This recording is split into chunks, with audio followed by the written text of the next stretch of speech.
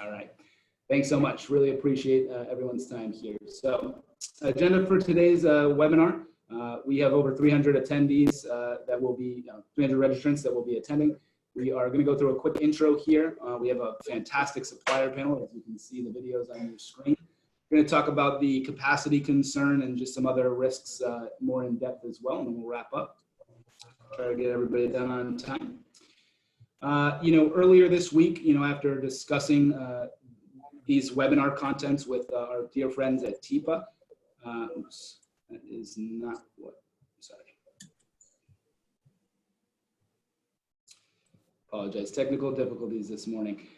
As we, talked to TIPA and figured out this webinar series, we decided to co-brand with them. That'll be coming up on your screen here in a second. As we decided to do that, we were very fortunate. Power Matrix was to be named the TIPA Affiliate of the Year. We really try to continue to drive forward the message here for retail energy. And TIPA has been amazing and supported this webinar series as well. So this webinar, as you can see, we have Shawnee McBride, Jeff Levin, and Jeff Schoaf leading a supplier panel today, and the focus really is going to be on how suppliers are affected by COVID and how that affects brokers and third parties and the entire industry. Many of you know who Power Matrix is, but just for a quick intro, because many of you guys are engaging with us for the first time, mission statement for Power Matrix is really connecting people through technology to increase trust in retail energy markets. And note the people and technology, and that this fits, this webinar series fits in completely with our mission statement of trying to bring together the retail energy industry through technology and provide value to all. That's really what we're all about. To us, connecting people through technology doesn't mean just through our SaaS products, Sparkplug and Propeller. It really means this webinar series, and as I mentioned, providing value to the entire industry.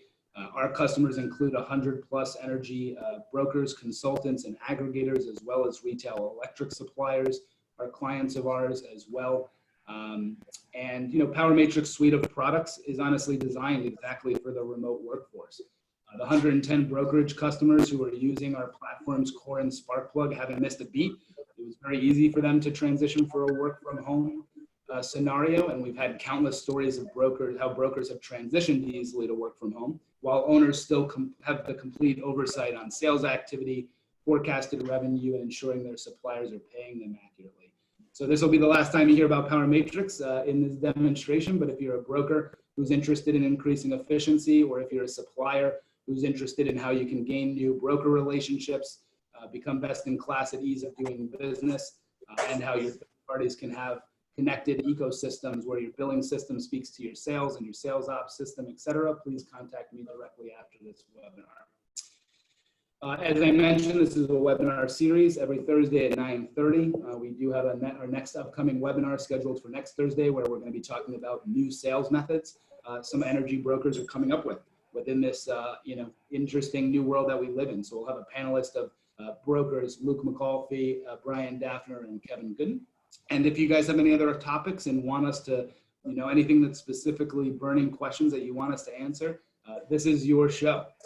The attendees is what drives us. So please feel free to shoot me any notes, send us your topics and ideas, and we are excited to continue to run these future webinar series. So, all right, so kind of kicking this off, first topic for our panelists. Let's first do some quick introductions. You got Shawnee McBride, VP of Operations for Direct Energy. Hi, Shawnee.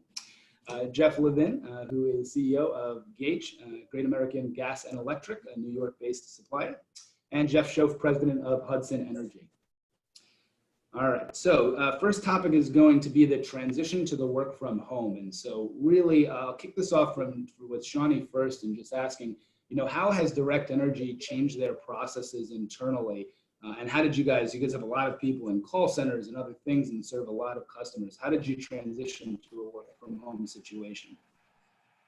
Sure, thanks, Jason. I think most of us, week 5 into this, have managed through these sort of waves of operations. The first one really was around remote access and connectivity, right? The moving from home. I will say that we've been on a digital transformation journey for the past couple of years. So we were pretty lucky in that we already had a lot of the resiliency platforms in place. We had teams and collaboration websites. We had our CRM tools. We just needed to make sure it could handle at scale.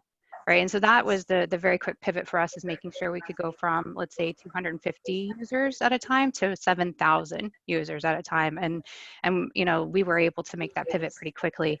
The next big challenge for us was, to your point, the call centers. We have also been implementing our voice over IP telephony platform, connecting that to our CRM tools, but really making sure that that would still work remotely was the challenge, in really deploying those laptops and training for our agents to be able to do all that from home in a compliant manner was the next big sort of wave of activity that we had to do. And then I would say we've quickly moved into this period of just making sure we're still operationally efficient, right? That's kind of the wave we're in right now.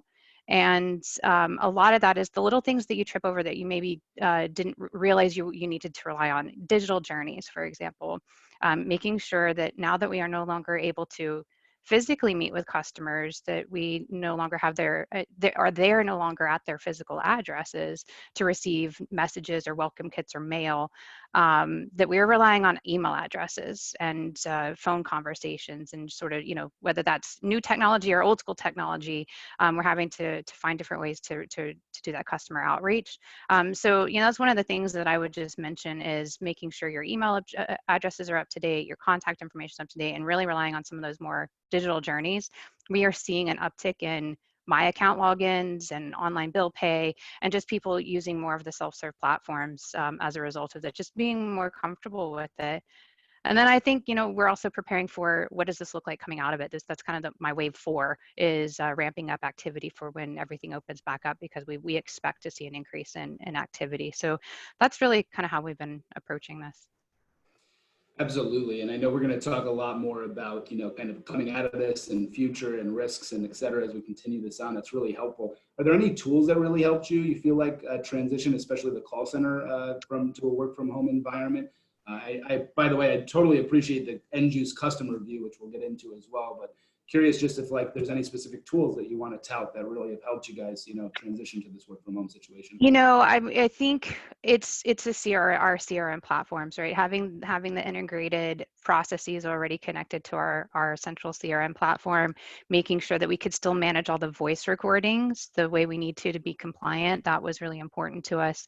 And then in general, our collaboration tools. We leverage Teams, we leverage Zoom meetings and webinar platforms just to stay connected. You really can't undervalue the importance of staying connected, staying on the same page, getting information out there. We're leveraging our Chatter platform and our Salesforce platform, and really just trying to keep people connected and informed, and creating that office environment as much as possible through all of this. Absolutely. I can't agree with you more that CRMs become incredibly important in getting to that aspect of a cloud-based, where anybody can access the information no matter where they are in the world. You could be on a beach, on a vacation, and still be accessing all that information. And I think in this work from home situation, that can't be more touted and more as a topic of conversation. So, totally appreciate that perspective. Kicking it over to Jeff, Gage, very different, right, supplier from Direct Energy, in terms of geographies and territories, et cetera. And so curious, in your tool set, what tools are you guys using to engage your constituents, your brokers, your third parties, et cetera? So very similar to what Shawnee had said, when we started our ESCO, we actually started it with a digital platform and a digital footprint in the whole infrastructure of our organization. So we have everything that we have is a web-based application. So we use Microsoft's suite of products, and Microsoft Teams is our formal use, or our main course of communication internally. So when we had to go to become a virtual office, it really wasn't a big challenge for us at all. All of our people were able to communicate through video conferences and be able to have the same sort of level of communication that we normally would have inside of our office. So the work from home aspect was really a relatively simple transition. But then from a partner and a customer perspective, we're using voice over protocol, and we're using Microsoft Voice in the Teams aspect as well. So we can actually have virtual offices sitting wherever we want. So if we have individuals that are in different states or in different parts of the country, there's still only one phone number that our customers will call into and allow us to be able to transfer it to anybody else inside the organization through the Microsoft suite of products. So from the work from home aspect, we were able to take our customer care, take all of our other aspects of our normal operating business from a customer perspective and be able to transpose it to the home environment. And then from our partner perspective, what we realized very early was that people don't necessarily have the same equipment at home that they necessarily would have in an office. So being faxes, scanners, being able to do wet signatures and all the other things that are just the normal old norm. So we created a complete paperless transaction process where from the very beginning of getting the LOA to getting the customer information, all the way through to we use HelloSign or DocuSign to be able to get a signature set up. So as Shawnee said, as long as we have an email address, we can now do complete paperless transactions, and our partners now can do paperless transactions so that they can feel comfortable as long as they have a computer, an internet connection, and an email address. We can go out and we can go a start to finish transaction for a customer transaction and be able to bring it back into our enrollment system without anybody having to fax, scan, or do any actual manual paperwork. Jason, you're on mute. Thank you. I'll unmute myself first. Thank you. Thank God for Zoom will just tell you that you're speaking and you're on mute. It's wonderful. Jeff, couldn't agree more. You know, this idea of a digital journey, right? And we all as brokers and the salespeople that are at in the face of the customer, we got to transition. We got to make it a little bit more, feel ways to not have to be face to face. And Gage absolutely, I know, does a great job at that. So appreciate that information as well. And I'll kick it over to Jeff and kind of continuing on with the conversation. You know, how did you guys transition from home to work from home at Hudson? But more importantly, what have been some of the changes or the operational challenges? The sales transactions. What have you seen? Has those increased, decreased sales transactions? And have you had any operational challenges handling this new world? Yeah, I mean, I don't have a lot to add on to what Shawnee and Jeff said. Pretty much echo everything they said. Fortunately, we were largely already set to be able to have all of our teams work from home. So, we had sort of tested on some individual basis in early March, and then actually Friday, March 13th, made the decision the day before to have everybody within Hudson work from home to make sure that everybody working from home all on the same day worked fine, and it did. And of course, now we never came back. Working remote has worked fairly seamlessly for us. We also use Microsoft Teams and, for internal chat, group chats, video calls, conference calls, sharing files and things. And it works great. I think a lot of us have become pretty big fans of that technology. On the customer end, again, echoing something Shawnee mentioned, one of the things I think it's highlighted is a greater need in our organization to work with brokers to capture customer email addresses. When you're, able to, send mail and do everything like that, in a normal world, it works okay. But when there's a need for more communication, faster communication, quick updates to, things that are changing, an email address is the best thing. And, we found that, we would like to have more email addresses for our customers, whether we need to call them about, different payment arrangements or, potential disconnects or making sure they're set up for e-bills, et cetera. That's definitely one change. I think we'll make going forward is a much greater emphasis on collecting those. But in terms of working from home, it's worked fine. I don't think we've experienced any operational challenges in terms of getting contracts and communicating with brokers and things like that. Our systems are functioning just as they did before. There's some changes that we've made that have affected the contracting process, which I think we're going to get into later. But all in all, for us, work from home is I think exceeded my expectations. Good to hear. Good to hear that Hudson's done that, well. Quick, and this will be a quick question for the topic before we move on to the meat of the conversation. I know everyone's excited for the risks and understanding. And by the way, I'm getting some questions right now. Please continue the Q&A to be launched from we won't be doing anything just quickly in terms of raising hands. We won't allow any other speakers at this point, but please submit your Q&A questions to me. I will 100% love to get them answered. Before we transition to the risk perspective, just give everybody an idea of what you guys are seeing in terms of sales transactions. Have they increased, decreased? Are they more in terms of customer service versus, actual new sales? And real just quick, and we'll kind of go down, Shawnee first and then go right down the speaker list here. Sure. Look, a big part of our focus initially was just outreach, right? Just making sure, if anything, it's us trying to make sure we're reaching out to our customers, to our brokers and your customers, and making sure that we understand what's happening with customers, right? What are they going through? What is their impact? What are their questions?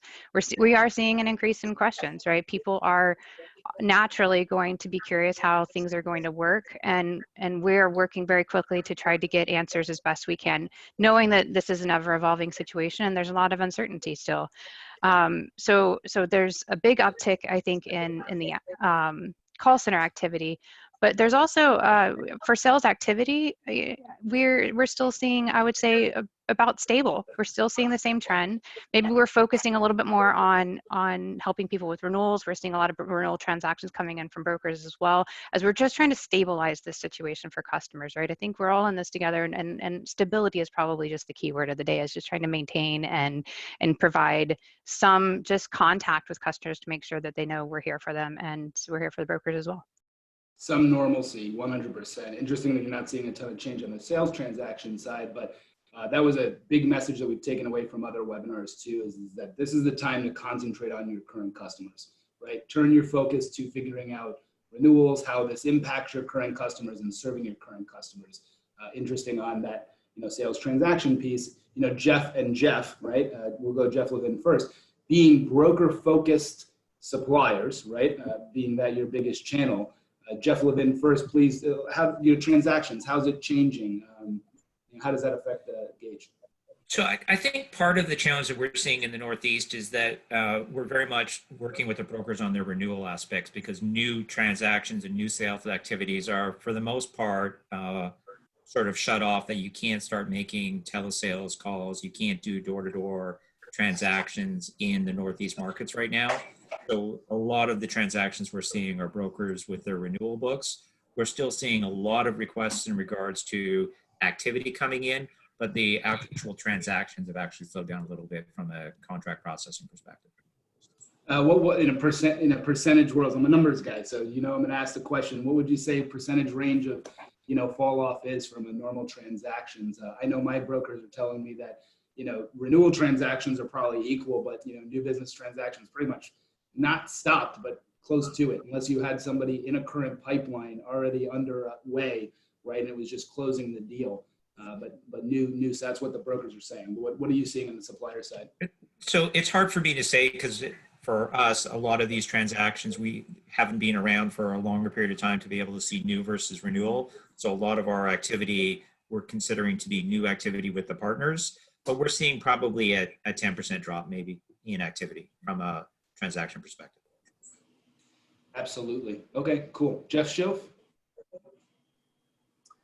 Yeah, I'm actually kind of working on the fly here to give you some real stats. We've definitely seen a significant drop off. I mean, one of the realities, I think everybody understands, customers just aren't available. They're not in the office. This is, energy contracts to a large extent. I think for a lot of customers, it's the last thing on their minds, right? They're worried about, can I keep my employees? Can I pay my employees? How do I get this government money, et cetera, et cetera? And, my energy contract is probably not, one of the top many things on their list right now. And we hear that, just kind of the inability to get in touch with customers.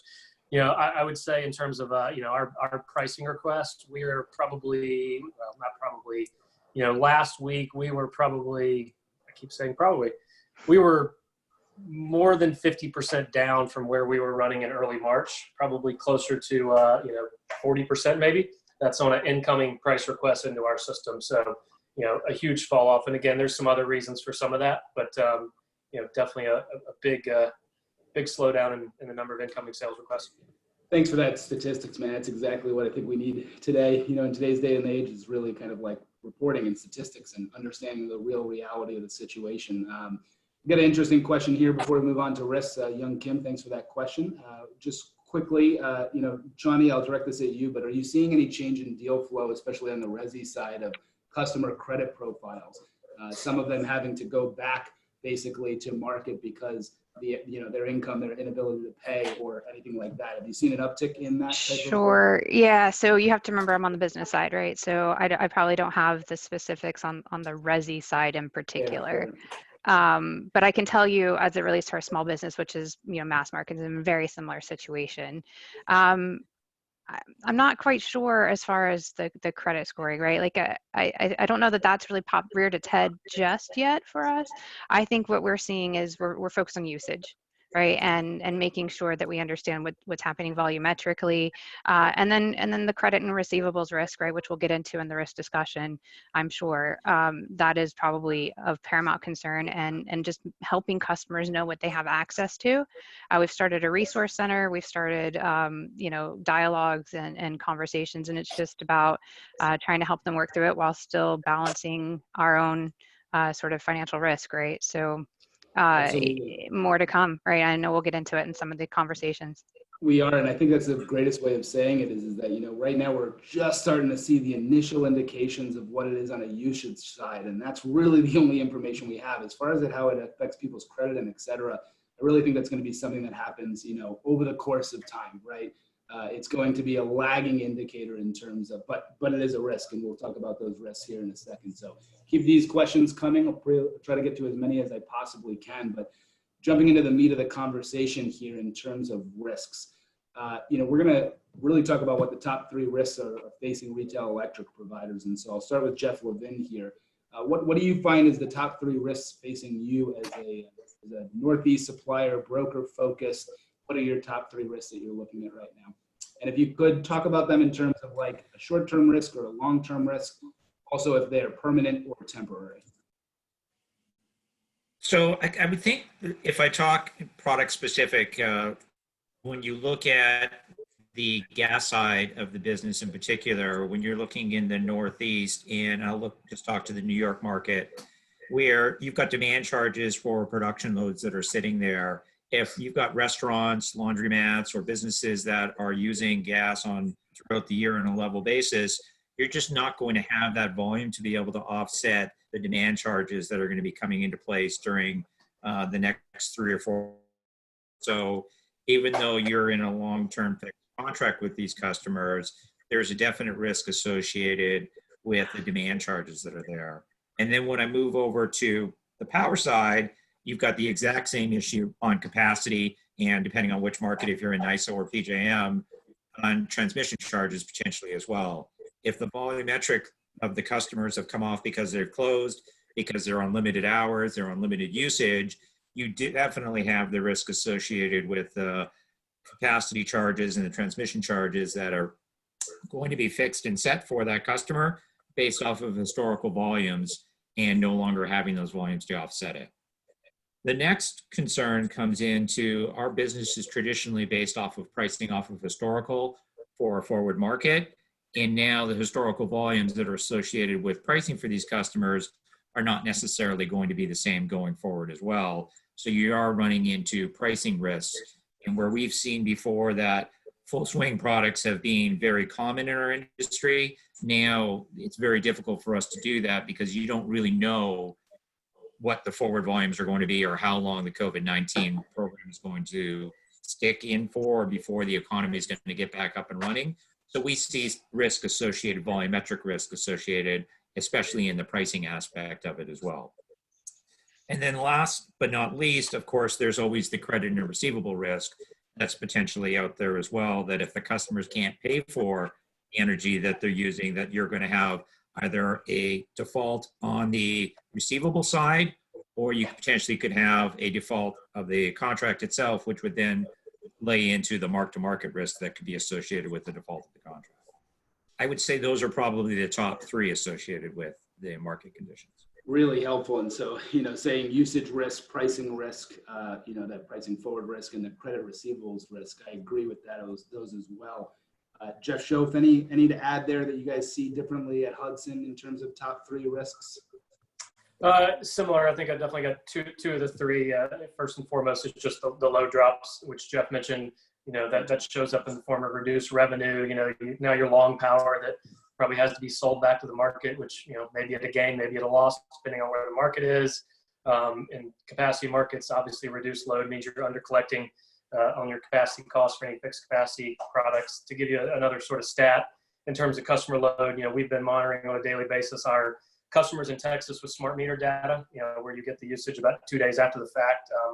Looking at last week, we've got 4 commercial brands, not just Hudson. We also have Amigo and Tara and Just Energy. Depending on the brand, for last week, last Monday through Sunday, our load on a portfolio basis was down anywhere from 17 to 18%, actually 17 to 19%. So it is clearly showing up. Now, again, some customers are unaffected, some customers at or near zero, but across the whole load, and Hudson, keep in mind, and our other brands, we tend to focus in the medium and the smaller customer segment, not the largest of the large industrials and things like that. We have a little bit of that, but it's not our niche. So the impact our load and portfolio, the impact our portfolio on a load basis may be greater than others that focus more on the larger end of the customer spectrum. So number one is the load. Number two for us and for me is bad debt. Customers either not making any payment or late paying. Customers obviously may default, and go away, which then leads back to the load sellbacks. There's different groups of customers, and one of the things we've been talking about, it's kind of hard to tell, from looking at the data, is our customers not paying because they're not receiving the bill because they're not in the office and it's just showing up in a mailbox, or do they just not have the funds to make the payment? That's kind of a hard thing to see, but it still shows up the same way in terms of bad debt. And government assistance, that could help some of us in some markets, but how much and to what extent is still to be determined. And then the third big risk that we are dealing with is just the decision around contracts. Both new business and renewals. Who, to some of the credit questions people ask. Credit is a lagging indicator, and so if you run a credit report today, it probably still looks okay because the world just changed 3 weeks ago, even though it seems like 3 years ago. So a credit check probably doesn't really give you the right information right now. So it's for us, I keep using the term art form. It's an art form, trying to make our best decision on which customers are likely to survive or going to get assistance versus those that may not survive through this. And then, in addition to just COVID, you've got oil and gas cratering. So, West Texas and to some extent Houston and Alberta, Canada is a big market for us. And, all those markets, their economies are going to be impacted totally separate from COVID. So there's a little bit of a piling on effect. And so, deciding which customer do I want to enter into a contract for and what does that contract need to look like to cover my risk, but still, present a viable option for the customer is a big challenge right now. That's a really great point. And, just question from the audience here along those lines. Do you have any idea of which would cause greater demand destruction right now? Is it the COVID impact as far as people working from home, reduced usage, versus the oil and gas collapse, which has also led to the energy price collapse? Which one do you think is bigger? And then this is a question from Brandon. How are reps properly managing the gamma associated, which is a pricing question and way above my head. So I'm sure Jeff will answer it well. It's one of many things that's hard to say right now. I would speculate if you're sitting in Midland, Texas, or Calgary, Alberta, you're probably maybe more worried about the oil and gas economy than COVID right now, especially if that's the business that you're in. And of course, there's the whole filter down effect, right? It's not just companies that serve the oil and gas sector directly, but commercial real estate office buildings that have 20 tenants and 12 of them are oil and gas companies or service companies and things like that. So it's just this whole ripple down effect with oil and gas. It's kind of hard to see, and I wish I had a crystal ball, but I obviously don't. But that's a sector we're trying to be very cautious about. Again, still early indicators, et cetera. Shawnee, anything to add on the top 3 risks?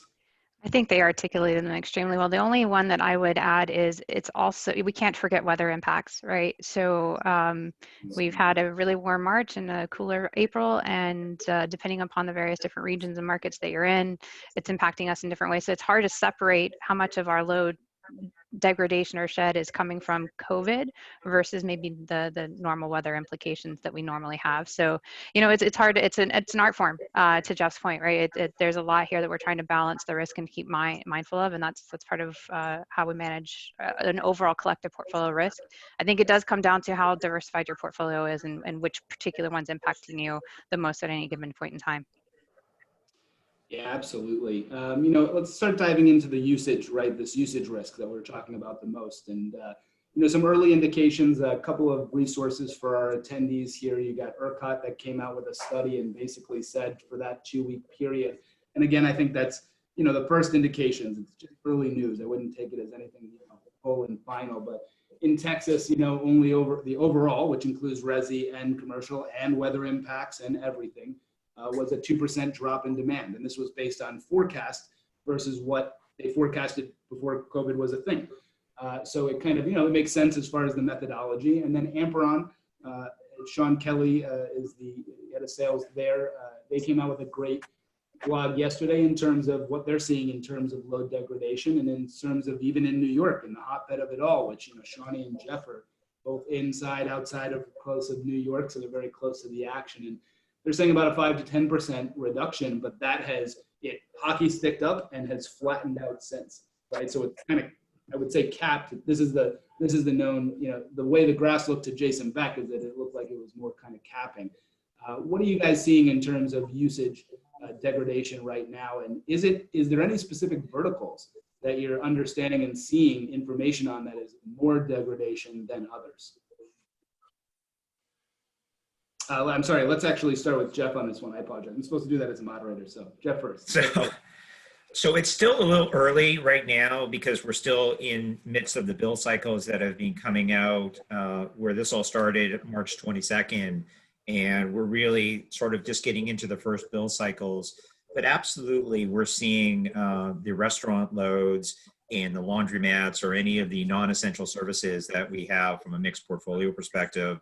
We're getting notices from them and have communications back and forth from them that either they're only in partial operation with just takeout or they've actually closed altogether.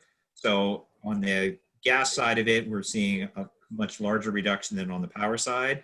But then for our residential property management portfolios, we're actually seeing an increase in volumes. And in our hospital loads, we're actually seeing an increase in volumes that are going out from those two sectors. So it really is vertically specific in regards to where we're seeing load reductions and where we're seeing load enhancements. And then for our residential portfolio, the same thing. We're seeing actual increases in the volumes that are going on. So there absolutely is verticalized reductions and increases depending upon the market. And it's also product specific as well in regards to what we're seeing happening on the gas versus what we're seeing happening on the power side. Really helpful. And so definitely volumetric impacts different by customer class. I completely agree with that as well. Jeff Schoaf, in terms of how, you got Hudson, broker focused shop has a lot of, very large customer users. Are you seeing the degradation of load change based on size of customer? And if so, how are you handling, those major declines? Are you having conversations with those customers? What are you doing to minimize the impact on usage of large user customers? That's one of many things where we just quite frankly haven't gotten to yet. We need to, we've been tracking kind of the overall portfolio, but, and looking at, some specific customers when we are thinking about contracting decisions right now. I saw one large customer that has, a portfolio of restaurants and some strip mall type stores and things, and their load a few weeks ago was down as much as 40% at times. But across the board, again, I mentioned kind of that, mid to high teens across the portfolio. We are seeing, as Jeff also mentioned, a double-digit increase in our residential customers, as you would expect, because just like everybody on this call, I think we're all at home. But, the further slicing and dicing and analyzing, by customer and by segment and stuff is still, stuff that, is at the beginning phase of us trying to, just take on a huge new amount of, work and trying to rethink and, further analyze our business in ways, we didn't necessarily have to before. Really helpful, and I'll make a comment on that in a second. But before I do, Shawnee, anything that you see from large customer users, anything you want to add to the verticals and where the impacts are being felt? Sure. Again, not probably so much the size of the customer and more the verticals, the key importance that I think we've all highlighted here. Schools. We're seeing it, the education sector, obviously, with schools shut down, universities shut. Those are probably an impacted area for us as well. And while they're still maintaining some of their heating and sort of cooling load, it is definitely not this. It's more of like a summer session, if you will, than it is a normal school year. So I think that's impactful as well.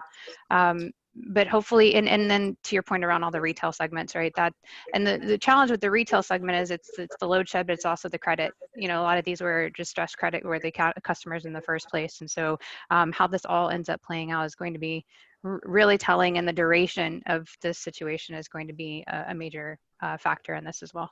Speaking about the outlook real quick, if you could, like, what do you have any semblance of what you guys see as far as like the outlook? I mean, how long is the degradation? And honestly, before you answer the question, I think the attendees, I think what you're going to hear a lot of today is that we know what the risks are. We're identifying, hey, we know what we're looking at. We know what we want to monitor over the next few weeks and months, but it's still early. And that's really the thing that you're hearing the most about right now. But anyway, I am curious do you have any crystal ball, and are you willing to make any I wish I did. I think we all wish we did, right? Like that would make life so much easier. Wouldn't it? But no, but that's why it's a balance of trying to just take things as they come. Things are ever evolving. And we're just trying to manage it as best we can. And it's not even just the duration of the shelter in place or the stay at home. It's what does this look like coming out of it? Is it a huge ramp up? Is it a slow ramp up? Like we're trying to predict all sorts of various scenarios. It's really about what scenario, what probability, and how do you manage through that, and just trying to get our arms around it. I would say that the further complication is how some of these things will be settled out. Right now, utilities are giving us estimated meter reads. And we know that those are likely going to true up and actualize very differently, and how that actualization process plays out is going to be key to how what the impact is for all of us. So I mean, I think you said it best. We're just trying to manage it. There's no crystal ball, and I think just being resilient and staying in constant connection to try to work through this collectively is the best position we can be in as an industry. Absolutely. Jeff Schoaf, any comments as far as outlook in terms of this in Hudson's eyes? The no, usage other than nobody knows. That is what makes all of these decisions and everything we're doing on a daily basis so difficult, because when the guys on the TV every afternoon seem to disagree, I mean, who knows, right? We don't know if we're going to be having these same webinars 6 months from now or 9 months from now, or we'll all be back in the office in 4 weeks. Nobody knows. That's what makes everything so difficult right now. Absolutely. So kind of hitting quickly, Jeff Levin too, we're talking about, the other risks that we've illustrated. And this is a little bit of education for brokers out there. We as attendees, we've talked about this at length as panelists, and I thought it would be good really quickly to illustrate for everybody what the capacity issue really is. And Jeff Levin can speak to this the best. But what you see here, and these slides will be available afterwards, is a deal that was priced pre-COVID, where a customer's price all in fixed price is 11.25 cents, right? And we thought that they were going to use 10,000 kilowatt hours in a given month. And when you look at the supplier costs that came up with that margin, you have energy, you have capacity, you have transmission, line loss, ancillaries, and others. And by the way, we know different markets. We all know that these can be different things, but just an illustration. And then you got broker margin and supplier margin. And now post-COVID, you see that there is 8,000 usage, right? We said about a 10-20% degradation in demand, depending on what it is. But then you see that capacity, specifically in transmission, because they're based on a fixed tag and a fixed price per megawatt hour day, you see that those prices, those costs to the supplier, they stay static. And if you look down here, now when you think about it, hey, the customer pays this 11.25 at 8,000 kilowatt hours, they are paying the supplier $900. But when you start adding up the costs, this supplier margin that went down 20%, the broker margin went down 20%, the cost to serve this customer is now $985. And what's the supplier actual margin? It's $69 negative in this case. Again, just an illustration, but this is good education for the brokers for sure. Jeff, comments about capacity risks and what you see and how you see this playing out. So this is probably one of, as I said earlier, one of the bigger risks that we see in the marketplace, because we really don't know what the volumes are going to be. And if, depending on how long this goes out, there's an even a further risk associated with it, because capacity tags and transmission tags get set usually in the summer. But if the usages aren't going to be there, or if all of a sudden they come back to work and there's a spike in their usage during the summer because they're trying to pick up, it really becomes a real wild card in regards to what the next year's tags are going to be set at. Or if there is no usage, how are the utilities now going to work and set the tags for the following year? Are they going to use the previous summer as the forward tags going next year? What methodology are they going to use? So it becomes a little bit of a crapshoot. And when you start fixing costs for a term of 12, 24, 36, or whatever the extended terms are, it really adds an extra variable of risk that is a non-hedgeable risk for the retailer that makes it even more difficult for us to be able to adequately serve the customer.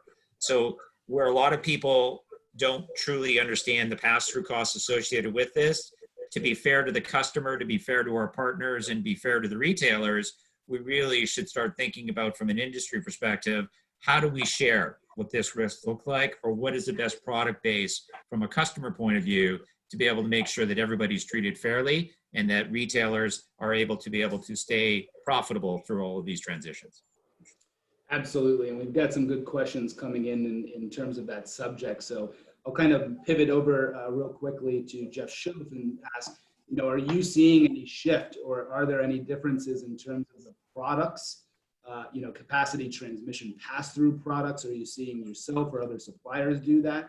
And also, if you wouldn't mind talking about the terms, is Hudson or any of the other panelists on this conversation, are you changing the product terms and or product components that you're offering as fixed? Yeah, there's a lot there. I think definitely for sure, there's I think a lot of suppliers, if not all or most, are thinking about how they're treating capacity at a greater level and very differently. We've heard of other suppliers, shifting to, perhaps only pass through capacity products. We ourselves are definitely, trying to push as much as we can to capacity pass through right now. To both not only where, we don't want to wear that risk for a lot of customers, but also if you, believe that this, to some extent throughout the summer, businesses are still down, their tags are going to be lower this year, so they'll get the benefit of lower capacity costs potentially next year. So there's a little bit of a win-win there. But we definitely are thinking more about doing capacity pass-through. I think other suppliers are as well, if they weren't already.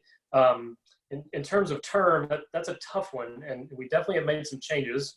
We have, more or less capped, the maximum amount of term that we are willing to go out, which is, more like, 3-ish years, whereas it used to be, 5 years in PJM markets and up to 10 years in Texas. Right now, just not knowing what the world's going to look like, we're being very conservative there. In terms of start dates is even a tougher one because, we initially and still to a large extent are focusing on, doing predominantly customers that are going to flow this year, as opposed to, where before there was a lot of requests from the broker community, especially for customers, pricing and opportunities that start 2, 3, 4, sometimes 5 years from now.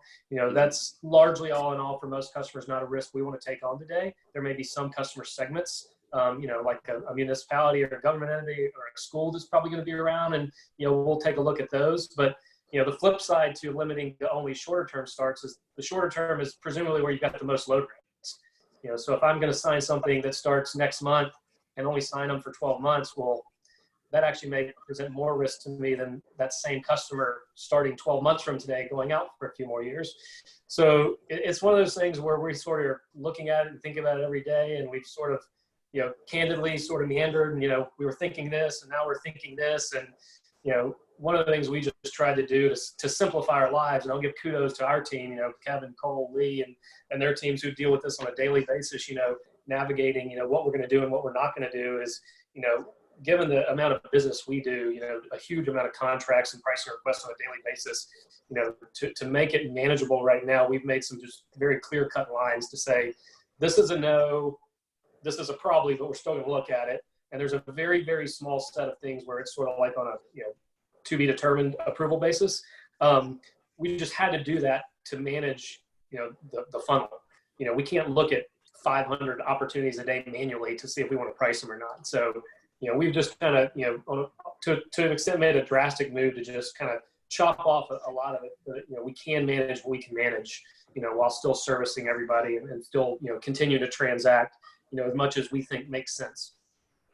So yeah, I definitely heard some changes that are occurring there, and then some to be determined. And so Shawnee, Direct Energy, have they made any changes to any terms and or, product, offerings?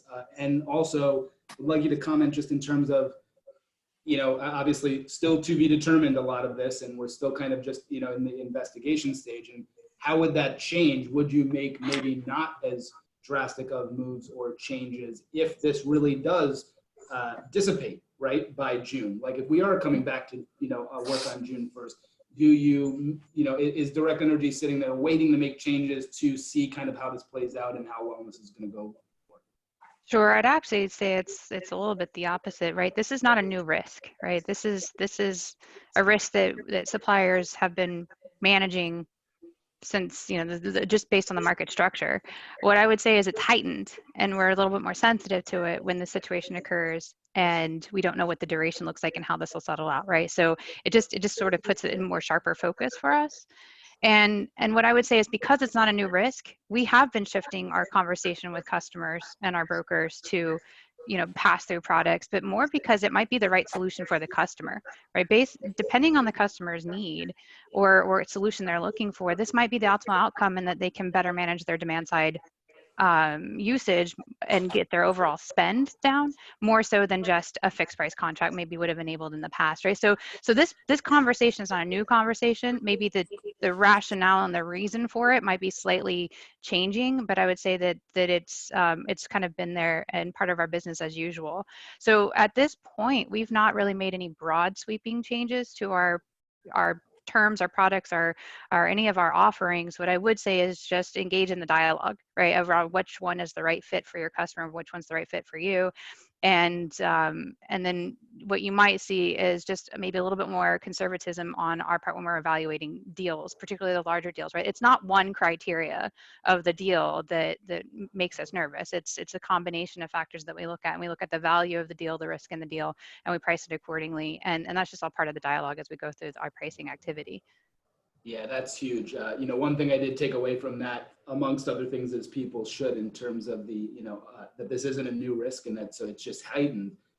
That's a silver lining. We have to look for silver linings right now as, as an industry. And the silver lining is that brokers really know how to talk about it with their end use customers. This could be a great conversation as to why lowering your capacity tags and lowering your peak demands, 4CP, 5CP outlooks, prediction models of days that might be the 4CP, 5CP, I think become even a greater, right, topic of conversation during this time. So cool, really appreciate that. So kind of as we transition to, the last risk here that, we've really mentioned, which is the credit risk and understanding the credit risk better. And I'll start off with Jeff Levin. Question how are you treating the credit risk? Are you considering, this is a question from Lance McGee, thanks so much, but considering bonding your customers that have higher risk? Are you considering any bonding requirements, as well as how is it affecting, so that's the first question. We'll talk about the customer facing, and then I have another follow-up as well. So as Jeff had said earlier in the call, evaluating credit right now is still sort of a work in progress, because the traditional way, we have a credit policy in place and you would go back and you would check the credit history of the customers, but it's still so early in this process that their credit history hasn't been affected yet because they haven't been late in the payment. So we're looking at multiple different things. We have a lot of our customers are on purchase of receivables.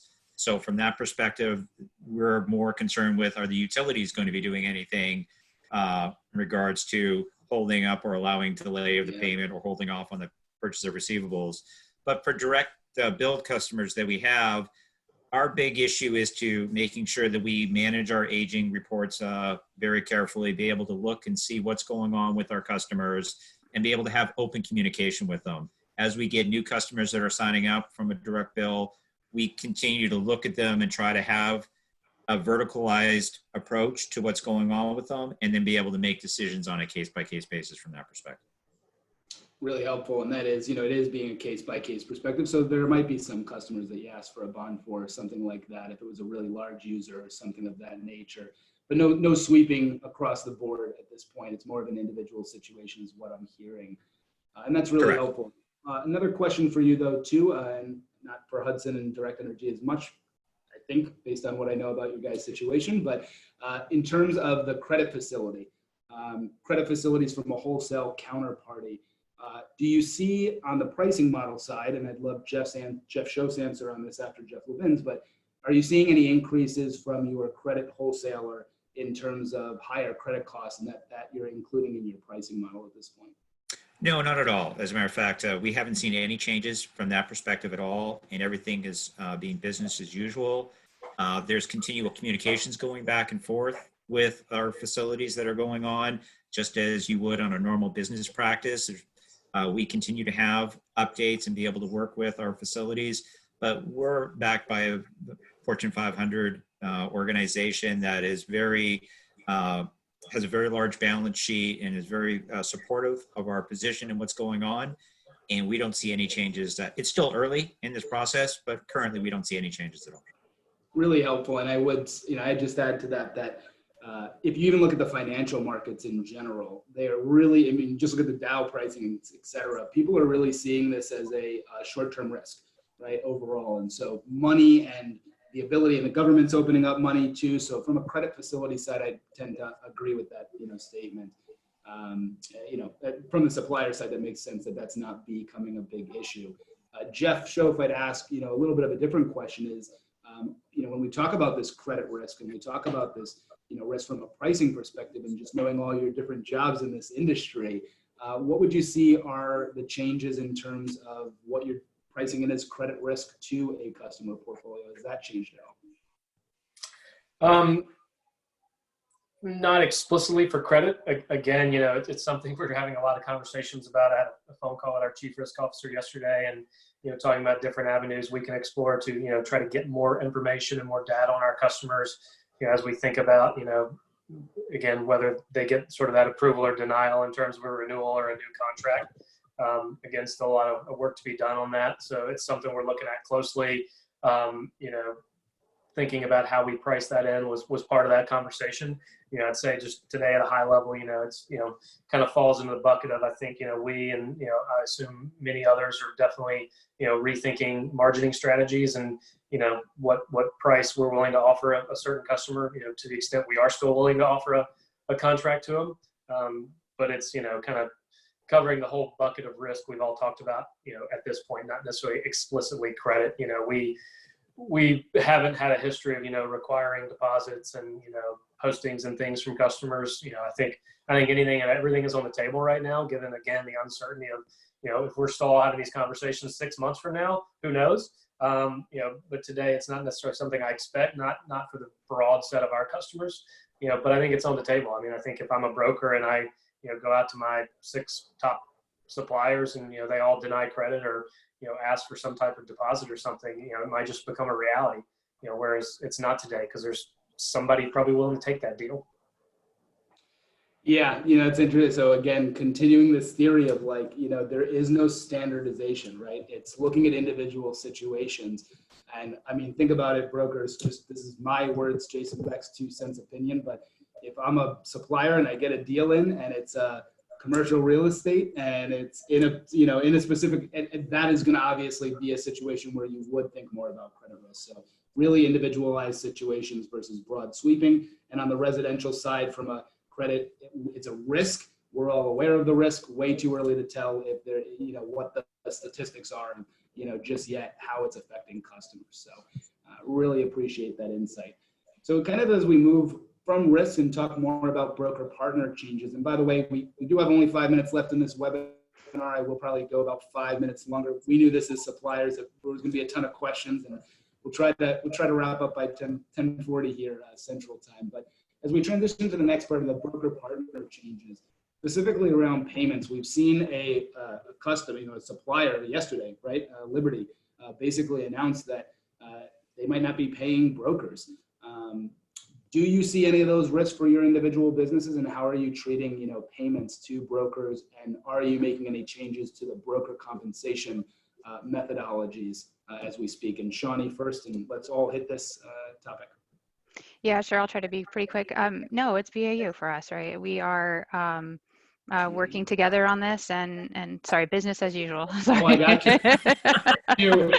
Acronym city over here, but right. No, yeah. I realize. I realize that, but we're trying to work through this together, right? We are partners. We're working through it. I want to just make sure that we are clear. We're trying to balance our approach to all of this so that we can safeguard our financial health, so that we can safeguard the broker's financial health. And it's just trying to work through all this together that we're in a good place, right? Like I just want to make sure that we recognize the risks are collective. We recognize that we're trying to manage through that. But right now we don't want to put the burden on any particular player, whether that's an end use customer or a broker or ourselves or the utilities, right? So we're just trying to manage it. And right now, no real changes to our existing broker relationships or agreements. Absolutely. Yes, absolutely. And for all of those, I'm really not monitoring chat as much as I'm monitoring the question and answer section. So please, if you have any questions, please launch a Q&A and we'll make sure to try to get it answered. Jeff Levin, any questions on questions? Any topics on partners and brokers and payments? Any changes you're making? Same as what Shawnee said. It's a business as usual for us. We haven't had to make any adjustments or changes from that perspective at all. And we've just continued along with the same process that we had prior to this entire piece. And again, it's all very, very new. And will things change in the future? From if the biggest piece that the brokers are probably going to see is reduction in the volumes associated with it, so that they're actually going to see probably lower payments coming out to them, not delay in payments, but the payments themselves will be lower than what the historical volumes had been, simply because the usage of the customers are going to be down. So if there's any change that's going to be there, they should be cognizant of their cash flow may be lower based off of what's going on from a customer end use perspective. Absolutely. And that's critical to any broker business right now, knowing what your future booked revenue looks like based on historical, and having a tool to be able to do that, have that reporting, as well as start to think about that and say, oh, this is based on historical, but these customers are in this industry vertical. And there was a question that was on the chat as I looked at it real quickly in terms of a discussion kind of around, is it netting out? And I think we showed that on the first slide, that in ERCOT at least, it seems to be that the residential usage is increasing by the same amount that certain verticals are decreasing in usage on the business C&I side. And so from a usage perspective, you're only seeing about a 2 to 10%, depending on like New York or Houston or Texas, in terms of degradation. So I think it's going to be vertical specific. Jeff completely agreed. Brokers need to be aware of that and feel that as well. So Jeff Schoaf, same question, payments, changing brokers, et cetera. Anything for Hudson? Yeah, so in terms of, how we're continuing to operate with brokers, nothing's changing in terms of business we've done in the past and ongoing broker payments, future broker payments. I mean, that's all scheduled and will occur as it always has in the past. We did make one significant change very early on with a very difficult decision to just say with any new business that we sign effective essentially 2 or 3 weeks ago, we were going to force everything to residual payments on actuals. We've been around a long time and our payment options have changed, and we've got a variety of payment options, some based on forecast usage, some based on actual, some with some form of upfront payment. Some get reconciled, some don't, some get clawed back, some don't. And so, we just, with the full expectation, we're going to have higher bad debt, less cash coming in the door. We decided one quick, easy way to offset that to some degree was just, reduce the upfront commissions going out the door, both to offset that, but also just to minimize the disruption down the road, because, those upfront payments are based on historical usage. Nobody knows what the usage is going to be going forward. Nobody knows which business is going to survive and not. And so, while, brokers, a lot of brokers like the upfront payment, none of them like it, when we have to come back and, claw it back. So we just felt the smartest, cleanest, easiest thing to do for the time being is to just, stop that. Let's just go to residual only on actual usage. And then as we get through this, I fully expect we'll, migrate back to, a lot of the similar things we were doing before. Really helpful, really helpful. And, again, this is good for the brokers to realize that this is a partnership between brokers and suppliers. And so changes are going to need to be felt, and we all need to support each other in this time. And so to get off to Shawnee of like, what can brokers do to help suppliers right now? How could brokers be helping suppliers in this new world? Well, I mean, I think the first thing I would say is the email addresses that we've all mentioned are so important right now in maintaining those connections and communications, right? Just making sure you help us as we sign up new business, that we have those, and for any existing customers that we make sure they're up to date. The other thing that I would say is actually maybe the opposite. We've been on a journey since or late last year of reducing the number of brokers that we're working with, really just focusing in on deepening those relationships. And I think that we're seeing the value of that play out in a situation like this where we can just stay much more connected. And we want to continue to offer those value add services. So whether that's leveraging some of our operational marketing resources to help you with support through this, whether that's a broker API, if you have more time and you're wanting to take advantage of some of that more digital journey, and simplifying the transaction flow, those are options and opportunities that I think we can work together on as we kind of use this time wisely. So brokers should be assisting you guys in collecting email addresses, et cetera, for their customers, and really continuing that conversation. What type of communication? You mentioned that before about like an online platform, an online COVID resource. Right. So we have launched, so we've launched a resource center, a pandemic resource center for brokers and customers to reference on our website, directenergybusiness.com. I'm sure most of the suppliers have this. It's just a one-stop shop where you can see what are the government supported programs out there, and that way you can have all the information to see if your customers qualify for that, or if they want more information, they know who to reach out to. Absolutely. Jeff Levin, any customer engagement changes for Gage? Anything brokers can be doing right now to assist Gage? I think the biggest piece for us that we're finding is just communication. I mean, we need to make sure that we continue that open communication with our brokers and the brokers with their customers. We've had a lot of our broker communication coming back saying, hey, this business isn't open right now, and started having those conversations of what's the right thing to do for the customer, and should we continue on with that customer? What is the notification that the customer wants? Is it in the best interest of the customer to continue to flow them on the contract? Should we let the customer out? There's different things that we're doing that allow the customer point of view to be able to come in and be at foremost and forefront. And on top of it all is what Shawnee said. It's just communication, being able to do it either through a phone call, through email, through continue open communication, understanding what our customer base is doing and what our partner base is doing, because they've got all sorts of questions coming through. And this is where this sort of platform aggregates a lot of different people and gets a lot of different questions in at one time. So I think the more communication in this situation, the better. And by having the ability to have email addresses to do electronic, as well as picking up the phone and being able to still be able to communicate with our offices, are all critical pieces that the broker shouldn't be afraid to say, hey, what happens if?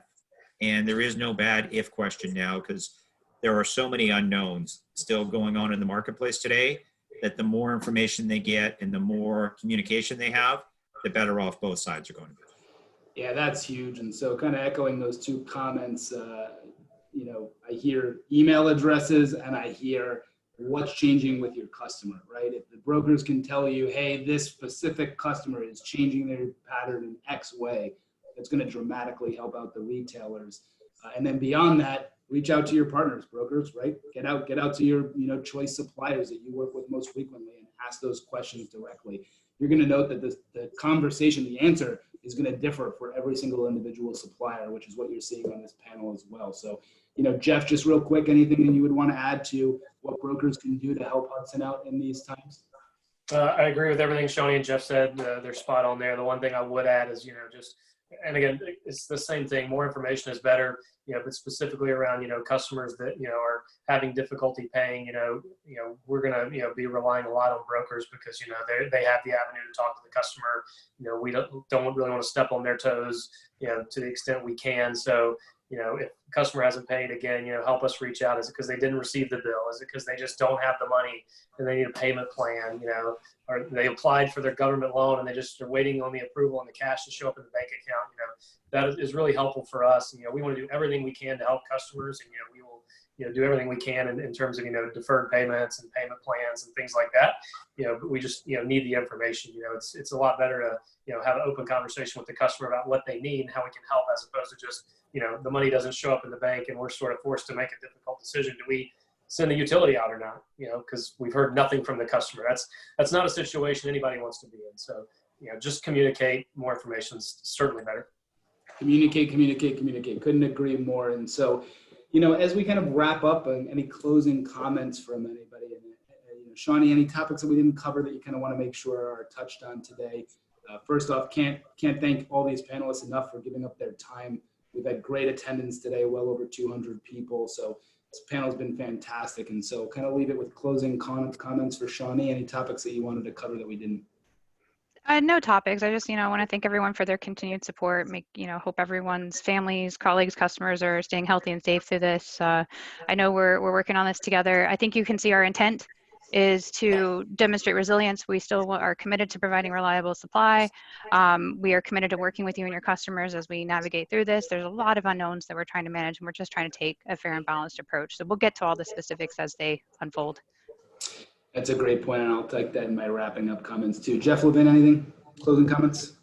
I think the one thing that this just showed us, outside of the comments that Shawnee had made, is that technology has evolved in our industry, and that if you're a partner, I think it is a great time to be able to explore how technology can simplify the transaction process. And you've heard terms like API connections. You have the platform that Power Matrix, the Spark products. There's lots of new technology out there, and now is a great time. And this shelter-in-place sort of methodology has really showed us that the industry has evolved. This isn't just a walk around and sign a paper contract industry anymore. There's a lot more that can occur, and I would encourage the partners out there to explore how technology has evolved, how portals have evolved, how the whole customer transaction and sales process has changed. Because of this, I think it may become the new norm. And I think that now is a great time to start asking those questions of what does the new norm look like, and how can I take advantage of that as a partner? Well, very well said, and couldn't agree more. The technology, this is going to heighten technology in this industry and make it more of a focus for people. Ease of transaction. It's always been, you know, per Young Kim's study, it's always been the second after pricing, and it might even go up past that. So, Jeff, any closing comments? Somewhat adding to Jeff, you know, I just encourage everybody to kind of keep an open mind. You know, the way we did things before may not be the way we do things in the future. And, you know, we're trying to be as empathetic as we can be to what brokers are dealing with what customers are dealing with. And, you know, just ask that, you know, they all be empathetic with what we're dealing with. And, you know, we know we need brokers, and, you know, brokers certainly need suppliers to, you know, provide what we provide and manage all the risk we've talked about.